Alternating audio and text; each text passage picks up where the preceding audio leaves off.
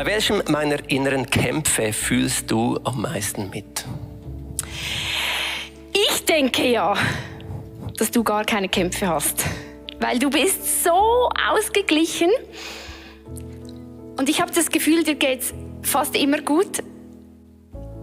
Und manchmal bekomme ich irgendwie, sagst du in einer Runde, das und das war, und dann schaue ich dich so an und so, das war ein Kampf. Das finde ich schwierig. Nach 22 Jahren, hey. Wow. Ja, seht ihr, das ist eben... Vielleicht müssen wir das ein bisschen mehr zum Thema Ja, machen. Ich habe dann schon noch ein paar Kämpfe. Ja, eben. Oder mir mehr sagen, hey, Ja, was deine Kämpfe sind. Ja, gell? Ja, du fragst ja nicht. Ja!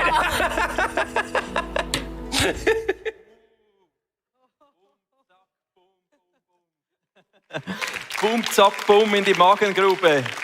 Du fragst ja nicht, gell? Ja, so kann es passieren. Ja, hey, wir starten in diese Serie rein. All you need is love, oder? Wer kennt nicht den Song? Lass uns ihn singen.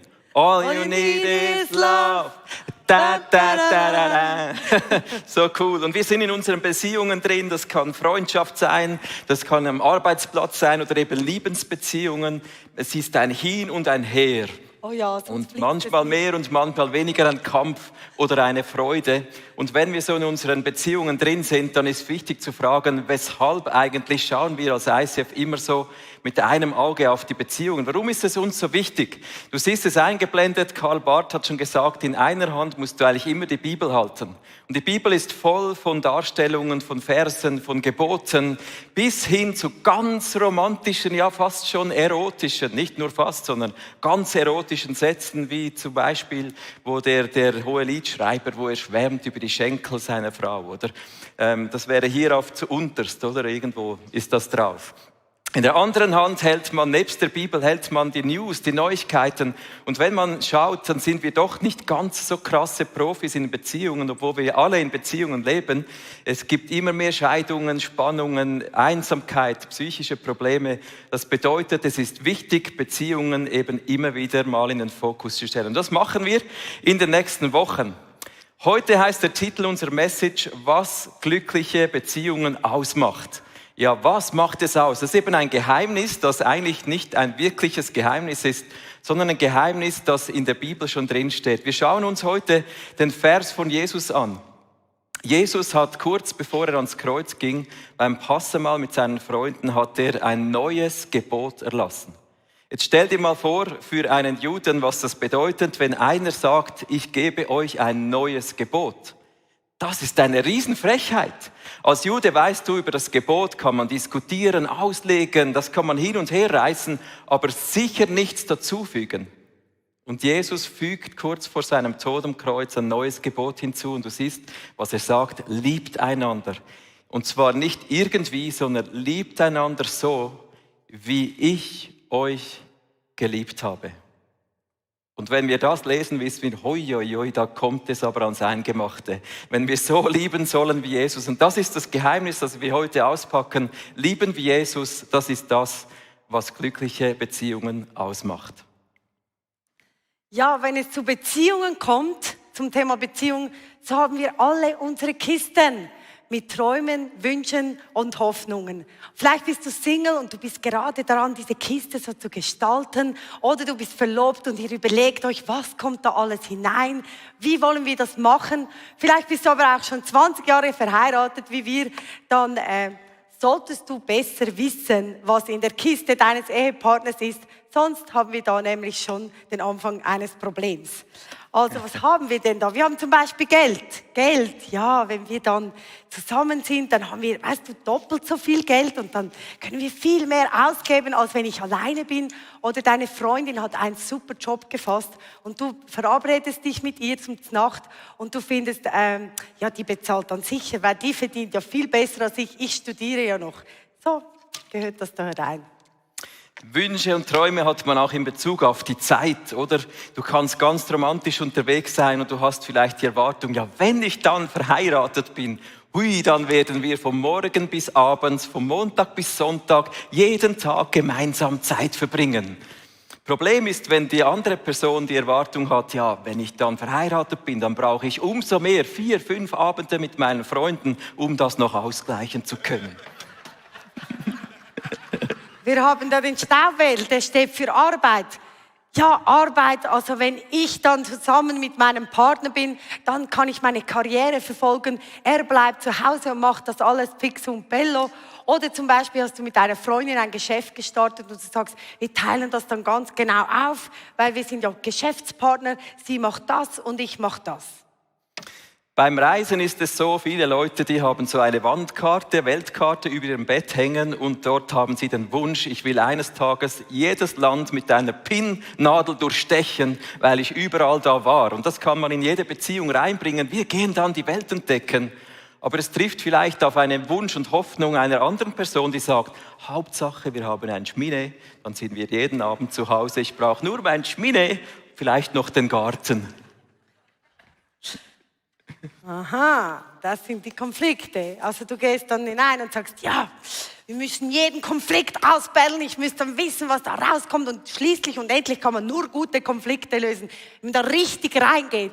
Oder du denkst, also ich habe das nicht so gelernt, ich gehe dann ins Zimmer, ich überlege mir alles mega gut und dann komme ich wieder raus und dann schließen wir Frieden. Tönt schön. Wishful thinking. Ja, mit mir sowieso. Du denkst vielleicht, das Nachthemd meiner Großmutter, das kann ich auch noch in meine Ehe bringen. Mein Mann, der wird das lieben und er wird mich so annehmen, wie ich bin. Und der Mann denkt vielleicht, endlich heirate ich. Sie wird heiße Unterwäsche tragen, vom Montag bis Sonntag, den ganzen Tag. Gell? Ja, du siehst, wir haben viele Wünsche, Träume und Hoffnungen und mit denen sind wir dann unterwegs in unserem Leben.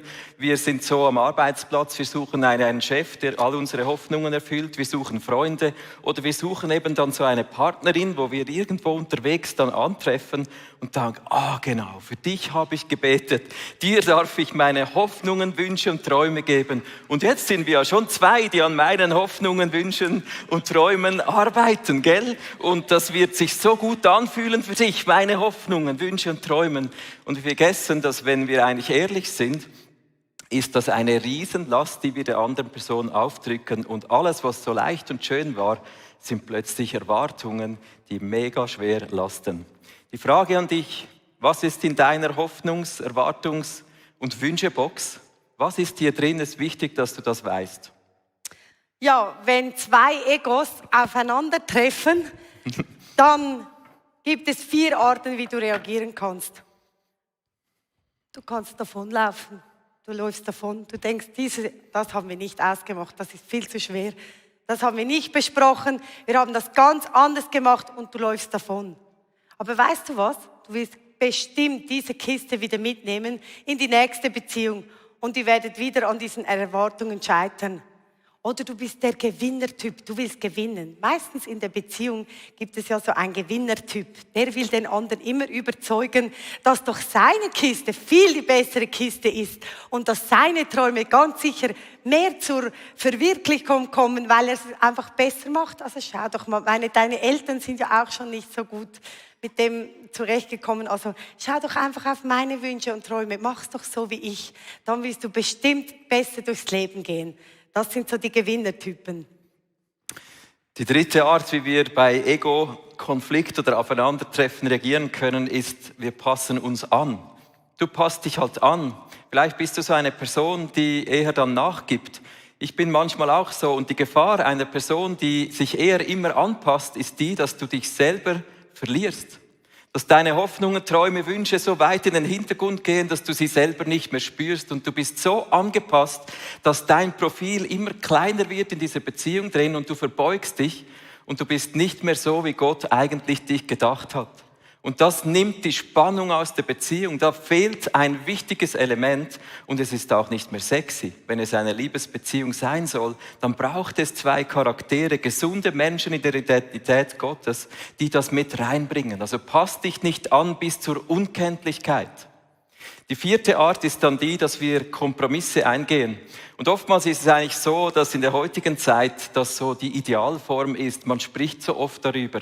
Es ist ein Geben und ein Nehmen, oder? Man geht Kompromisse ein und die Beziehung wird immer mehr zu einem Vertragseinhalten. Und man sagt, ich komme dir entgegen, dann kommst du mir aber auch entgegen. Ich schaue den Kindern am Montag, Dienstag, du Mittwoch, Donnerstag. Man dealt alles aus und ist miteinander kompromissbereit unterwegs. Und man sagt, ja, ich gehe für meine Ehe. Man vergisst dann, für den Partner oder die Partnerin zu gehen. Ist gar nicht mehr lässig, ist nicht mehr romantisch spannend, sondern einfach kompromittiert, vertraglich, sauber eingehalten. Ja, Erwartungen kreieren so eine Schuld-Schuldner-Beziehung. Eben wie ich es schon gesagt habe, man ist immer am Dealen. Immer du machst mir das, ich mach dir das. Aber das Problem ist, dass wenn Erwartungen in der Beziehung sind, weißt du, was dann passiert? Es erdrückt den Spielraum, in dem Liebe gelebt oder erkannt werden kann. Es erdrückt das. Es ist ja nur noch, ja, das schuldest du mir. Also, was ist das für eine Art? Ich meine, hallo, das haben wir so ausgemacht. Du bist ja meine Frau, du bist meine Freundin, du musst mich immer anrufen und mich fragen, wie es mir geht. Es erdrückt den Spielraum. Es fließt nicht mehr. Da ist nichts mehr lebendig, weil es ist ja, du kannst gar nichts mehr machen. Vielleicht kennst du das in ein, zwei deiner Beziehungen oder in deiner Ehe drin. Du spürst, noch wenn ich Liebe lebe, sie kann gar nicht erkannt werden. Wir haben erkannt, dass etwas vom Allerwichtigsten oder Schönsten dabei ist die Dankbarkeit. Schau, du sagst ja auch nicht dem Pöstler, wenn er dein Paket bringt, das du bei irgendwo bestellt hast, das hast du ja bezahlt und alles. Dann sagst du, vielen Dank, dass Sie mir das Paket bringen. Das hast du ja bezahlt, das ist ja ganz klar. Es ist wie eine Schuld, die du ja bezahlt hast, also musst du nicht dankbar sein. Aber in einer Beziehung ist Dankbarkeit eben ein Superbooster. Das ist ein Charger. Also mich und ich sagen uns immer wieder, wir dürfen einander nicht für selbstverständlich nehmen. Wir müssen diesen Raum öffnen, damit unsere Liebe spielen kann und erkannt werden kann. Wir haben da ein ganz cooles Beispiel. Ja, vor ein paar Wochen zum Beispiel, da war ich an der Arbeit und dann hat Sarah mir ein WhatsApp geschrieben und ich habe es euch eingeblendet. Das ist mein Vorteil, dass meine Arbeit oft online einsehbar ist. Und Sarah hat von zu Hause einen Kurs mitverfolgt und hat mir dieses WhatsApp geschickt. You look sexy. Du, ihr glaubt nicht, wie schön das war für mich. Das war ein Supercharger, Superbooster, weil es ja eigentlich nicht ihr Job wäre, das zu machen. Ich habe das nicht erwartet und ich war mega dankbar dafür. Und wir haben ja eigentlich abgemacht, dass ich arbeiten gehe. Das ist so ein Teil unseres Deals, oder? Dass ich 100% arbeite und dass sie mir Danke sagt, dass sie mich ermutigt. Das ist ein wirklich, leck mir, ein Superbooster. Ja, oder ich habe zu Hause alles schön gemacht, geputzt, das mache ich auch gern zum Glück, aber ich habe es eigentlich so gemacht und bin dann aus dem Haus. Und dann kam von dir ein Foto und das hat mich mega gefreut, weil ich einfach gedacht habe, so cool, er findet das cool. Und weißt du was, er liebt das, wenn ich so die Ecken des Toilettenpapiers so einknicke, dann weiß er, dass ich es geputzt habe. Also lustig, aber es hat einfach doppelt so Freude gemacht für etwas, was wir eigentlich auch so ausgemacht haben. Ja, vielleicht spürst du da diese Erwartung, du weißt, was wir meinen, du weißt, von was wir reden. Und ich frage dich heute, hast du jemandem, in dem du mit Beziehung stehst, hast du jemandem deine Kiste gegeben und sie lastet schwer auf diese Beziehung? Hast du das gemacht und du spürst heute Morgen, ja stimmt, es fließt nicht mehr. Dieser Raum, wo Liebe erkannt und gelebt werden kann, der ging einfach zu deswegen. Wir möchten an dieser Stelle so an den Beginn zurückblenden. Wir haben gesagt, wir lüften ein Geheimnis über die Ehe, das eigentlich keines ist. Geheimnis nicht nur Ehe, sondern über Beziehungen allgemein, das vom Gebot von Jesus ausgeht. Er hat ein neues Gebot gegeben und Paulus hat das später dann aufgegriffen im Epheser 5. Und wir wollen dort reingehen und einmal einfach das auspacken, was es eigentlich bedeutet im biblischen Denken, wenn wir lieben, wie Jesus geliebt hat. Und Paulus hat im Epheser 5 über die christliche Ehe geschrieben. Du siehst den ersten Satz dort. Ihr sollt euch gegenseitig einander unterordnen in Ehrfurcht vor Jesus Christus, sagt er hier. Das ist der erste Satz. Das erste Credo einer christlichen Ehe. Und das bedeutet, dass wir eben nicht einfach jemand ordnet sich unter, sondern jeweils gegenseitig. Also wir wollen beide die Ersten sein, ihm der Letzte sein.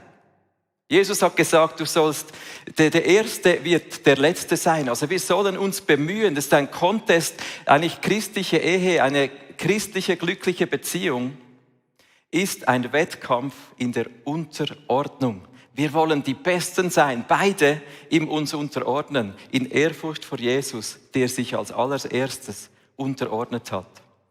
Und das ist so der erste Satz, das ist Basic, oder? Das kennen wir ja alle. Ich komme dann schon noch zurück. Aber Paulus geht dann zuerst auf die Frau ein und sagt, ganz konkret bedeutet das für euch Frauen. Und jetzt dürft ihr zuhören. Ihr Frauen, unterordnet euch euren Männern und unterordnet euch euren Männern so, wie ihr euch dem Herrn unterordnet und so weiter. Jetzt denkst du, wenn du das hörst, ui, genau dieser Satz. Das war der Grund, dass ich 10 Jahre nicht in die Kirche ging. Und jetzt steht der da und bringt den wieder. Tut mir mega leid. Ich möchte dich ermutigen und ich finde es super, dass du heute hier bist, weil wir wollen eben entdecken, was es heißt, einander gegenseitig unterzuordnen. Sarah und ich, wir haben eine Studie gemacht, gell? Sie ist nicht ganz repräsentativ, ich bin der einzige Proband gewesen. Wir haben untersucht, wie viele Ehemänner sind dann effektiv würdig, dass die Frau sich ihm unterordnet. Die Zahl, die herauskam, war 0%. Also so ist es in unserer Ehe, aber sie hat mich trotzdem lieb. Ich glaube, das wäre auch, wenn man das expandiert auf sehr viele Probanden, immer noch dasselbe. Liebe Frauen, es gibt eine Person in der Geschichte dieser Menschheit, die den Stand der Frauen nachhaltig für immer verändert hat. Eine Person, die durch ihre Taten, durch ihren Dienst, durch seinen Dienst, durch den Tod, die Auferstehung, durch das, was Jesus gemacht hat, sonst alles verändert hat für euch Frauen. Und das sieht man in den westlichen Ländern mehr, weil wir christlichen Einfluss haben. Und der Name dieser Person seht ihr hier eingeblendet. Es ist Jesus selber. Jesus hat den Stand der Frauen auf eine neue Dimension gebracht. Deshalb dürft ihr entspannt diesen ersten Vers hören, weil es geht auch noch weiter. Der Paulus spricht natürlich dann auch noch zu den Männern. Rhetorisch war er mega gescheit, weil er wusste, wenn die Männer jetzt das hören, habe ich sie alle im Sack, weil die denken, ja logisch, die Frau muss sich mir unterordnen. Und es war in der Kultur sogar so, dass die Frauen dem Mann gehörten nach Leib und Seele. Es war sein Besitz. Also was Paulus hier sagt, ist immer noch ein No-Brainer, bis zu dem Moment, wo er dann sagt, ihr Männer, liebt eure Frauen so, wie Christus seine Gemeinde liebt. Er hat sein Leben für sie gegeben, damit sie ihm ganz gehört. Darum sollen auch die Männer ihre Frauen lieben wie ihren eigenen Körper. Wer nun seine Frau liebt, der liebt sich selbst. Da haben wir das Gegenseitige. Liebe Männer, wir sind herausgefordert, über unser Leben unsere Frau zu stellen. Das ist ein Challenge, der Wettkampf gegenseitiger Unterordnung. Das macht glückliche Beziehungen aus. Und Paulus schließt ab und sagt eigentlich dann, dieses Geheimnis lüftet er am Schluss und sagt, ordnet euch einander unter. Tut es aus Ehrfurcht vor Christus. Das ist ein großes Geheimnis. Ich deute dieses Wort auf die Verbindung zwischen Christus und seiner Gemeinde. So wie Jesus uns, die Gemeinde, liebt, so sollen wir unsere Ehepartner gegenseitig lieben. Das heißt, mit Talenten, mit allem, was ich bin und habe, feuere ich meine Frau, meinen Partner, meine Freunde an, damit sie aufblühen können. Oh, yes. Oh la la. Und jetzt haben wir hier diese Erwartungsbox.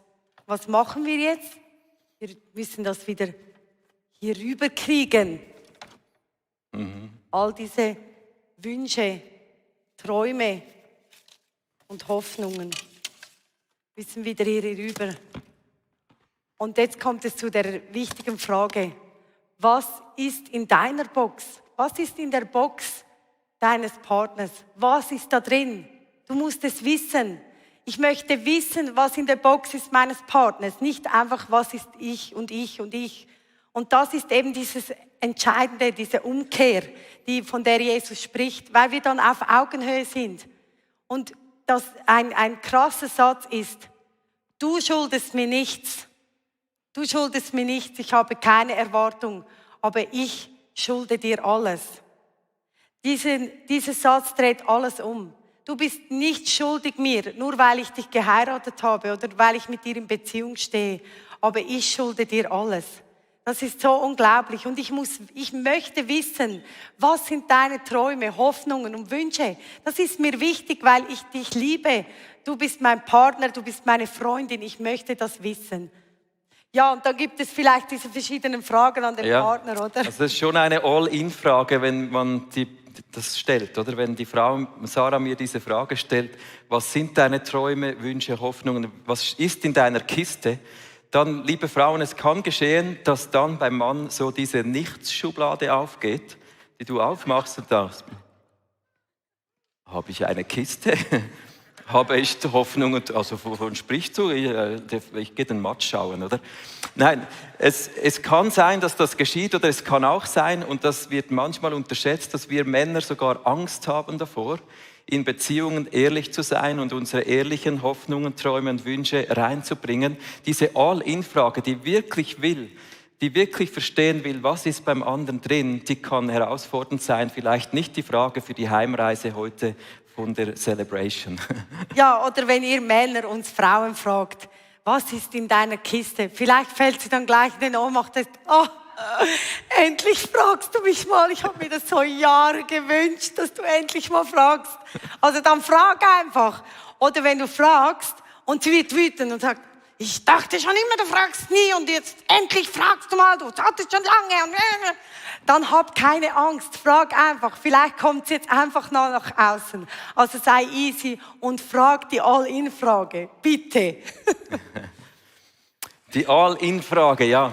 Wir möchten wieder mit dem Seil schließen, gell? Ja.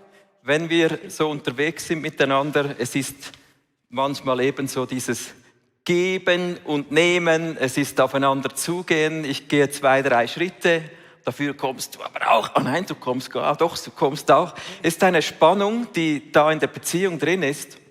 Und wenn wir jetzt auf Paulus hören, der dieses Jesusgebot anwendet auf unsere Beziehung, dann sind wir herausgefordert, eigentlich einen krassen Schritt zu machen.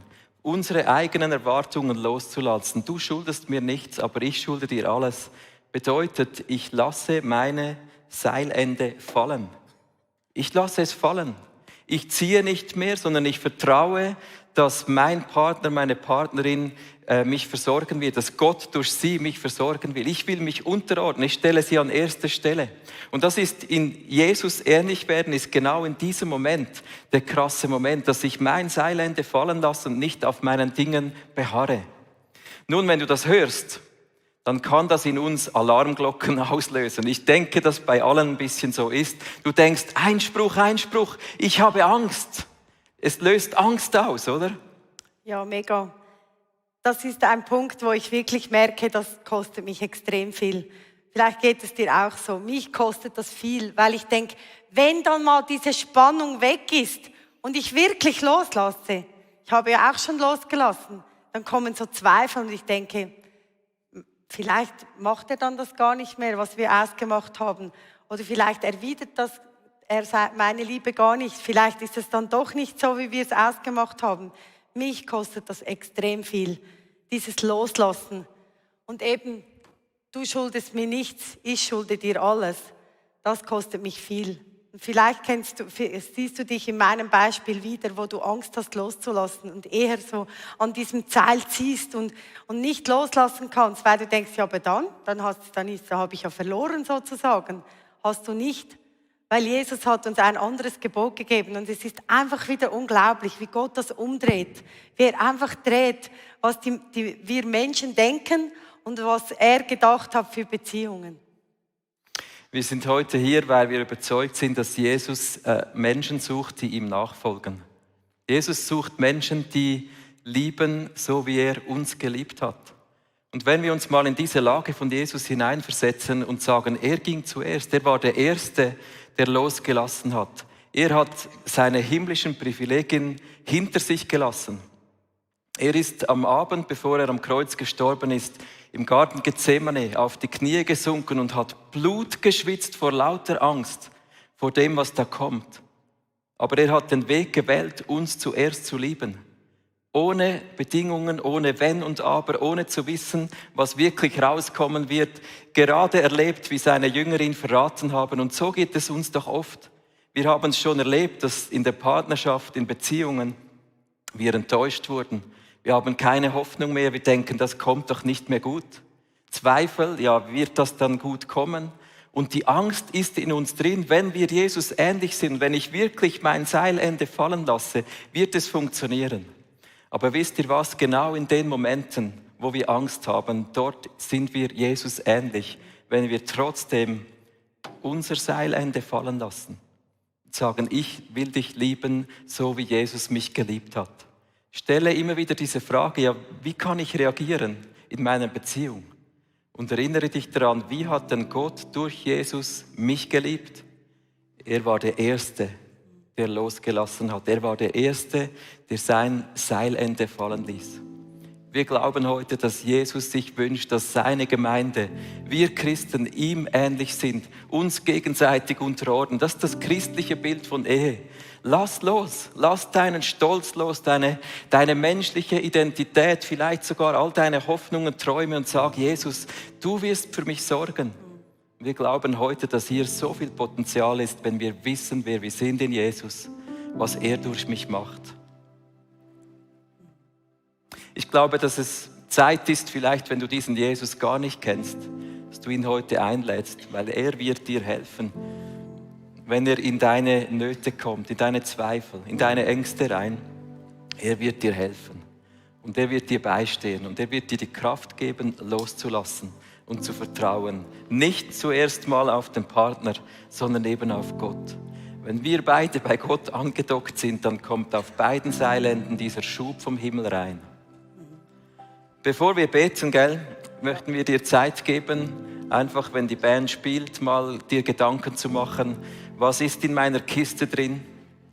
Habe ich meine Erwartungen jemandem aufgedrückt?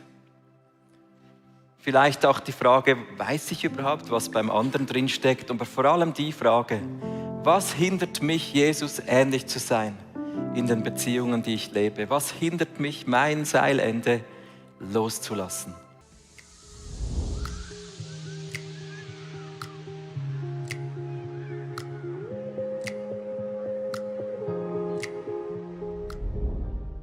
Ich hoffe, dass die Predigt zu dir gesprochen hat und du mega viel mitnehmen kannst für deinen Alltag, damit wir am Herzen von Jesus jeden Tag einfach so nahe sind und mega viele coole Dinge mit Jesus erleben werden. Wir möchten gerne mit dir in Kontakt treten und sagst, hey, ich habe Fragen, ich habe Anliegen, ich möchte mich gerne bei euch irgendwo integrieren, dann melde dich einfach bei uns, weil ich glaube, effektiv im Leben mit Jesus ist es so cool, gemeinsam unterwegs zu sein.